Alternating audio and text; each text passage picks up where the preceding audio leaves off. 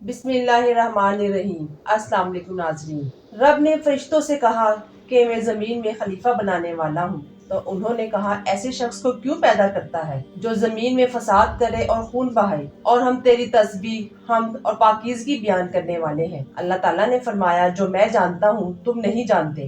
قرآن میں مختلف مقامات پر حضرت آدم علیہ السلام کا قصہ ذکر ہوا ہے۔ اللہ تعالیٰ نے فرشتوں کو اطلاع دی، جیسے کسی بھی بڑے کام کو انجام دینے سے پہلے اس کی اطلاع دی جاتی ہے کہ وہ آدم علیہ السلام اور اس کی اولاد کو تخلیق فرمانا چاہتا ہے جو ایک دوسرے کے جانشین ہوں گے، اور ساتھ ہی آدم کی عظیم شان ان پر ظاہر کر دی۔ فرشتوں نے اولاد آدم کے زمین میں فساد مچانے اور خون بہانے کی بات کی، کیونکہ آدم علیہ السلام سے پہلے زمین میں آباد جنوں نے یہی کام کیے تھے۔ تو اس سے مقصود تخلیق آدم پر اعتراض یا حسد یا اسے حقیر جاننا نہ تھا، بلکہ محض اس کی حکمت دریافت کرنا تھی۔ پھر اللہ تعالیٰ نے فرشتوں سے کہا کہ آدم کو سجدہ کرو، سو سب نے سجدہ کیا سوائے ابلیس کے، وہ سجدہ کرنے والوں میں شامل نہ ہوا۔ اللہ عز و جل نے فرمایا تو جو سجدہ نہیں کرتا تو تجھے کس نے سجدہ کرنے سے روکا ہے، جبکہ میں تجھے حکم دے چکا ہوں۔ کہنے لگا میں اس سے بہتر ہوں، آپ نے مجھے آگ سے اور اسے خاک سے پیدا کیا ہے۔ اللہ تعالیٰ نے فرمایا تو آسمان سے اتر جا، تجھ کو کوئی حق نہیں کہ تو آسمان میں رہ کر تکبر کرے، سو نکل، بے شک تو ذلیلوں میں سے ہے۔ اس نے کہا مجھے قیامت کے دن تک مہلت دیجیے۔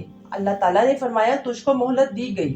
اس نے کہا جب تو نے مجھے گمراہ کر دیا، میں قسم کھاتا ہوں کہ میں ان کے لیے تیری سیدھی راہ پر بیٹھوں گا، پھر ان پر، ان کے آگے سے، ان کے پیچھے سے، ان کی دائیں جانب سے اور ان کی بائیں، الغرض ہر جانب سے ان پر حملہ کروں گا، اور تو ان میں سے اکثر کو شکر گزار نہ پائے گا۔ اللہ نے فرمایا کہ یہاں سے ذلیل و خوار ہو کر نکل جا، جو شخص ان میں سے تیرا کہنا مانے گا میں تم سب سے جہنم کو بھر دوں گا۔ اور ہم نے حکم دیا کہ اے آدم تم اور تمہاری بیوی جنت میں رہو، پھر جس جگہ سے چاہو دونوں کھاؤ، اور اس درخت کے پاس مت جانا ورنہ تم دونوں ظالموں میں سے ہو جاؤ گے۔ پھر شیطان نے ان دونوں کے دلوں میں وسوسہ ڈالا تاکہ ان کی شرمگاہیں جو ایک دوسرے سے پوشیدہ تھیں دونوں کے سامنے بے پردہ یعنی لباس جنت سے محروم کر دی، اور کہنے لگا کہ تمہارے رب نے تم دونوں کو اس درخت سے صرف اس وجہ سے منع فرمایا ہے کہ تم دونوں کہیں فرشتے نہ ہو جاؤ یا کہیں ہمیشہ زندہ رہنے والوں میں سے نہ ہو جاؤ۔ اور ان دونوں کے سامنے شیطان نے قسم کھائی کہ یقین مانو میں تم دونوں کا خیر خواہ ہوں، بس اس نے ان دونوں کو دھوکے میں مبتلا کر دیا۔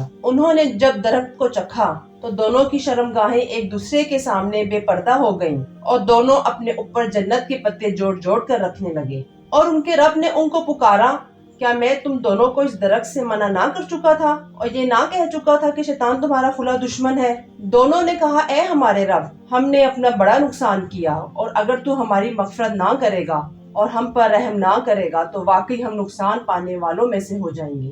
اللہ تعالیٰ نے فرمایا اتر جاؤ، تم ایک دوسرے کے دشمن ہو، اور اب تمہیں ایک مدت تک زمین میں قیام کرنا اور نفع اٹھانا ہے۔ فرمایا تم کو وہاں ہی زندگی بسر کرنا ہے اور وہاں ہی مرنا ہے، اور پھر اسی میں سے نکالے جاؤ گے۔